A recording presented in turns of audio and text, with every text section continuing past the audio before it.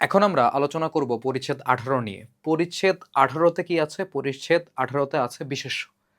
বিশেষ্য খুবই সিম্পল একটা জিনিস। বিশেষ্য মানে কোনো কিছুর নাম। নাউন যেটাকে হচ্ছে আমরা বুঝি। আমরা ইংরেজিতে পড়ছি ছোটবেলা থেকে কোনো কিছুর নামকে বিশেষ্য বলে, তাই না?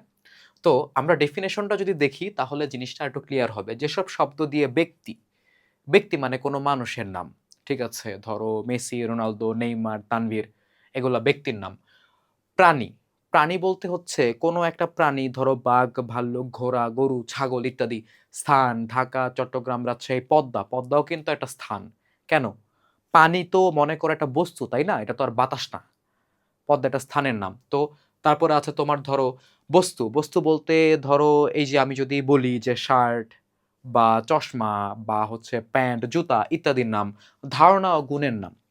ধারণা এবং গুণের নাম ব্যাপারটা বোঝাটা একটু ক্রিটিক্যাল। যেমন তুমি চিন্তা করো যে তোমাকে যদি বলা হয় যে লোকটার মধ্যে সততা রয়েছে আর লোকটা সৎ।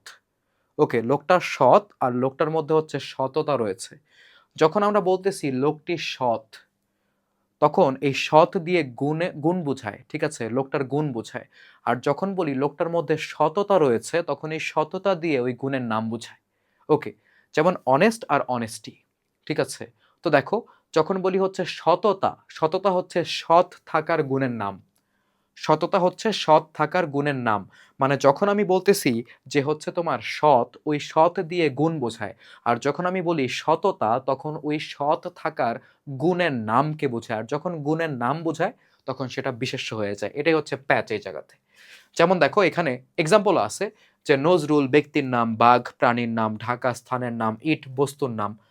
তো ভোজন, ভোজন হচ্ছে কাজের নাম। এই কাজের নামটা হচ্ছে এই জায়গাতে তারা আনে নাই বাট আছে।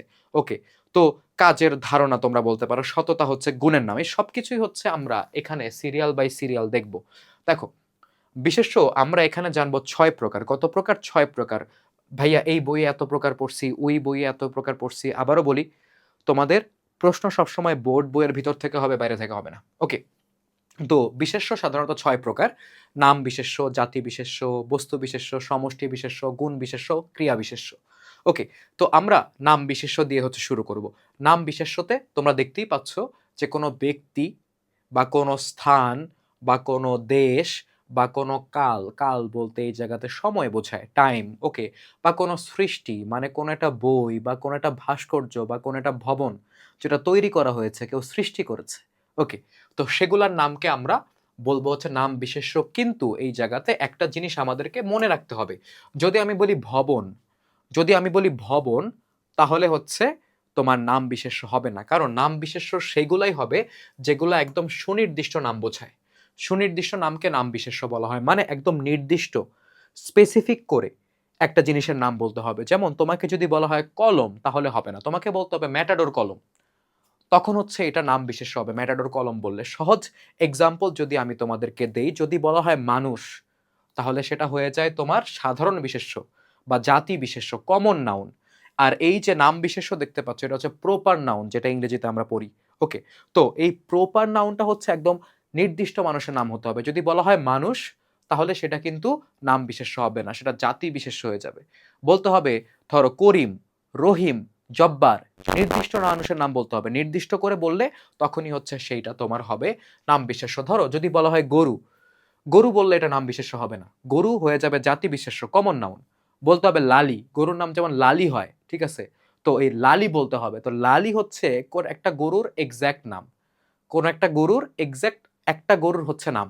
ওকে, তো তখন সেটা হয়ে যায় তোমার নাম বিশেষ্য।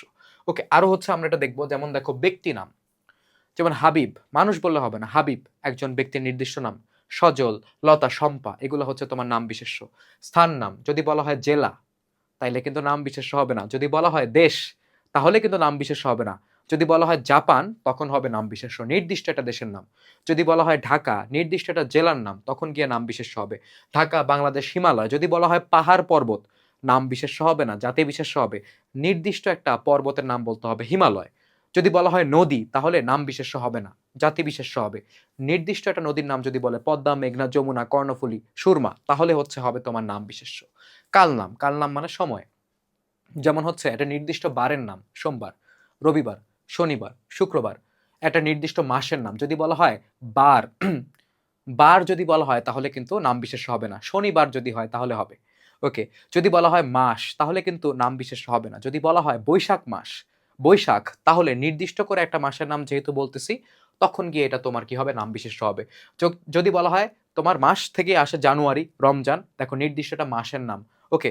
তো এই নামগুলা সোমবার, বৈশাখ, জানুয়ারি, রমজান এগুলা হচ্ছে কাল নাম, সৃষ্টি নাম। যেমন যদি বলা হয় বই বা গ্রন্থ তাহলে কিন্তু হবে না। গীতাঞ্জলি রবীন্দ্রনাথ ঠাকুর লিখেছেন। একদম তোমার মনে করে অ্যাকুরেট হতে হবে। সেরকম সঞ্চিতা, ইত্তেফাক, তারপর হচ্ছে তোমার অপরাজেয় বাংলা বাংলা যেটা হচ্ছে একটা ভাস্কর্য, ইত্তেফাক একটা পত্রিকার নাম, সঞ্চিতা একটা গ্রন্থের নাম।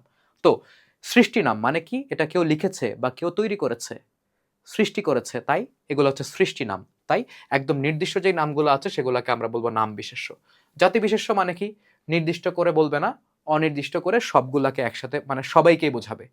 যেমন যদি বলা হয় গরু ঘাস খায় তাহলে কিন্তু বোঝানো হচ্ছে যে দুনিয়ার সব গরুই ঘাস খায়। তো তখন সেই গরুটা হয়ে যায় তোমার কি বিশেষ্য? জাতি বিশেষ্য। কিন্তু যদি বলা হয় যে লালি ঘাস খায় তখন কিন্তু সেটা হয়ে যাবে তোমার নাম বিশেষ্য, নির্দিষ্ট করে একটা গরুকে বোঝাচ্ছে। ওকে। তো জাতি বিশেষ্য সাধারণ বিশেষ্য নামে পরিচিত, কমন নাউন। ওকে। এই ধরনের বিশেষ্য নির্দিষ্ট কোনো নামকে না বুঝিয়ে প্রাণী অপ্রাণী, প্রাণীও হইতে পারে অপ্রাণীও হইতে পারে। অপ্রাণী মানে যেমন কলম, হ্যাঁ বই, অপ্রাণী এটা কি প্রাণ আছে? না, অপ্রাণী।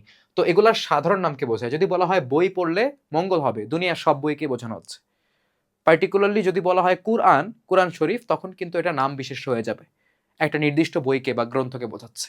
ওকে। যেমন মানুষ, ঠিক আছে, গরু কোনো নির্দিষ্ট মানুষের নাম বলছে? কোনো নির্দিষ্ট গরুর নাম বলছে? কোনো নির্দিষ্ট ছাগলের নাম বলছে? না, বলে নাই কিন্তু।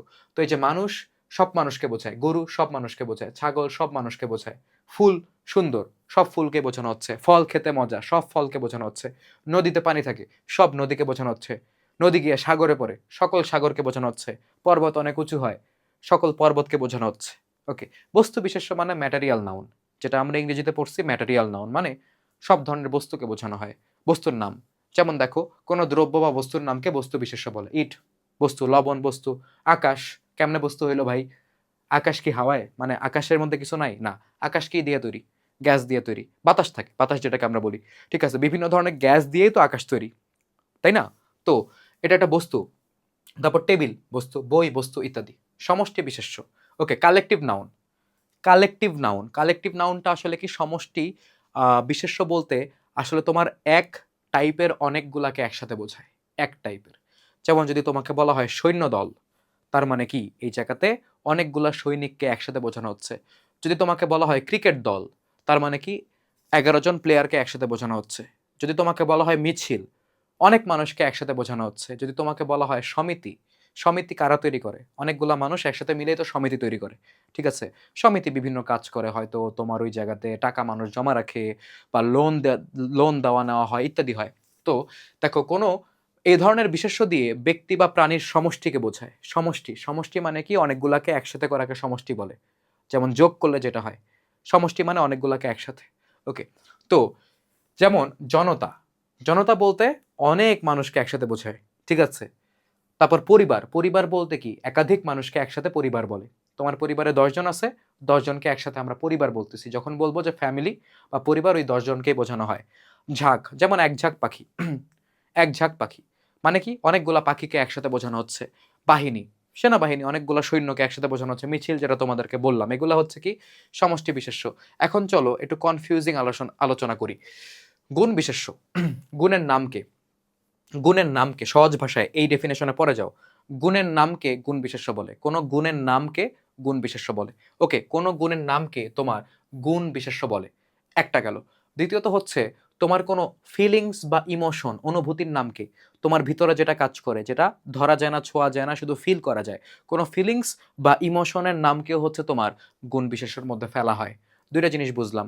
একটা হচ্ছে কি কোনো গুণের নামকে, কোয়ালিটি বা গুণের নামকে আমরা গুণ বিশেষ্য বলি এক। দ্বিতীয়ত হচ্ছে তোমার ভিতরকার কোনো ইমোশন বা ফিলিংসকে হচ্ছে আমরা গুণ বিশেষ্যের মধ্যে ফেলি। যেমন দেখো এখানে বলা হয়েছে গুণগত অবস্থা ও ধারণার নামকে গুণ বিশেষ্য বলে। এই ডেফিনেশনটা জাস্ট এমসিকিউতে আসলে যাতে পারো, যদি তোমাকে জিজ্ঞাসা করে যে গুণগত অবস্থা ও ধারণার নামকে কোন বিশেষ্য বলে, তোমরা যাতে দাগাতে পারো এই জন্য মনে রাখবা। বাকিটা তো তোমাদের বললাম দুইটা জিনিস।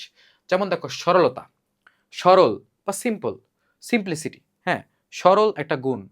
ঠিক আছে? আর সরলতা হচ্ছে সরল থাকার গুণের নাম। বুঝছো? ছেলেটা সরল। সরল বললে গুণ হয়। আর যদি বলা হয় যে ছেলেটার মধ্যে সরলতা আছে তাহলে বুঝবো গুণের নামটা বোঝাচ্ছে। ওকে, দয়া তোমার ভিতরকার একটা ইমোশন, তাই না? এটা তো একটা ফিলিংস। অবশ্যই তুমি ফিল করো। তুমি দয়া ফিল করলেই তুমি দয়া দেখাইতে পারো। তাই না? অভিনয় করলে অন্য হিসাব। আনন্দ, ফিলিংস, গুরুত্ব। তুমি একটা জিনিসকে ইম্পোর্টেন্স দিচ্ছ। তোমার ভিতর থেকে কাজ করে। তাই না? মস্তিষ্কের বিষয় এটা।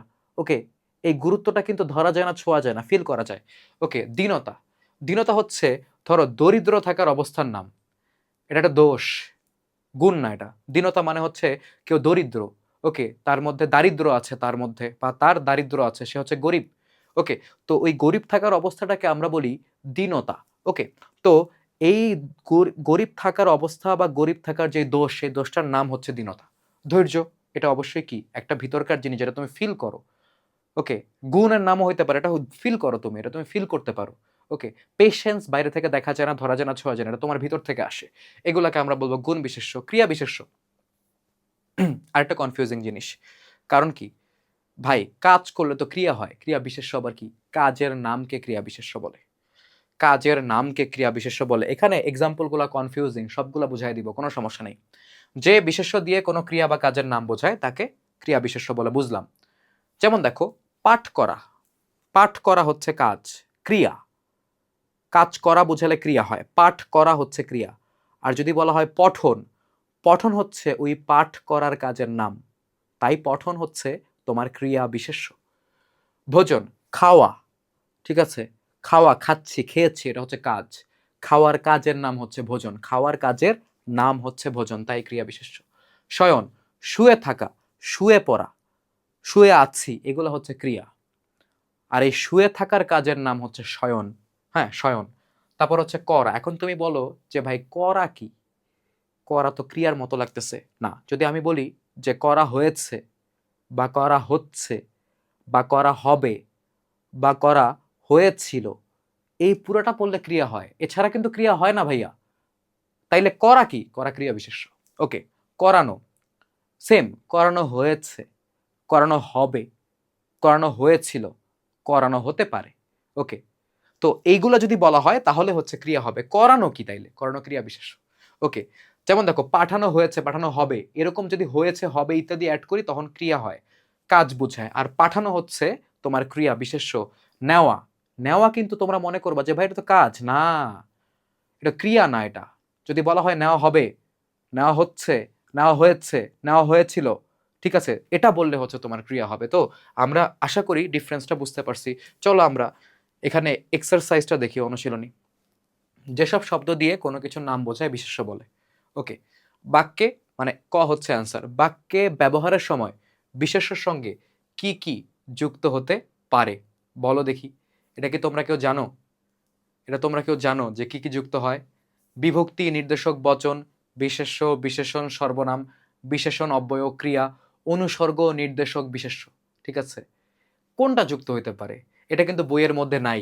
এই উত্তরটা কেউ জানলে কমেন্টে জানাবা। ওকে, এটা আমি জানি, বাট তোমাদেরকে হিন্ট দিয়ে রাখলাম যে এই চারটার মধ্যে একটা অ্যান্সার হবে। ওকে, তোমরা কিন্তু কমেন্টে অবশ্যই জানাবা। ওকে, তাইলে আমি বুঝবো তোমরা ভিডিওটা দেখছো। পদ্মা কোন জাতীয় নাম বিশেষ্য? পদ্মা হচ্ছে স্থান নাম। পদ্মা কি নাম? পদ্মা হচ্ছে স্থান নাম, জায়গার নাম। জাতি বিশেষ্যের উদাহরণ কোনটা? দেখো, আকাশ, পদ্মা, হিমালয়। হিমালয়, পদ্মা হচ্ছে নাম বিশেষ্য। আকাশ হচ্ছে বস্তু বিশেষ্য। নদী হচ্ছে কি? সাধারণভাবে সকল নদীকে বোঝায়, তাই জাতি বিশেষ্য। নিচের কোনগুলি সমষ্টি বিশেষ্যর উদাহরণ? সমষ্টি, দেখো এই জায়গাতে পরিবার এবং মিছিল দিয়ে সমষ্টি বোঝায়। গুণ বিশেষ্য, দেখো সাগর, ভোজন, বাহিনী। ওকে, বাহিনীর সমষ্টি সাগর হইতেছে এই জায়গায় তোমার জাতি বিশেষ্য। ভোজন হচ্ছে এই জায়গাতে কি? ক্রিয়া বিশেষ্য। সততা হচ্ছে কি? গুণ বিশেষ্য, তাই না? গুণ বোঝায়, সৎ থাকার গুণের নাম সততা। নিচের কোনটি কাল নাম শ্রেণীর নাম বিশেষ্য? কাল সময় বোঝায়, বৈশাখ। রাইট অ্যান্সার হচ্ছে আমাদের ক, বিশেষ্য। ডান।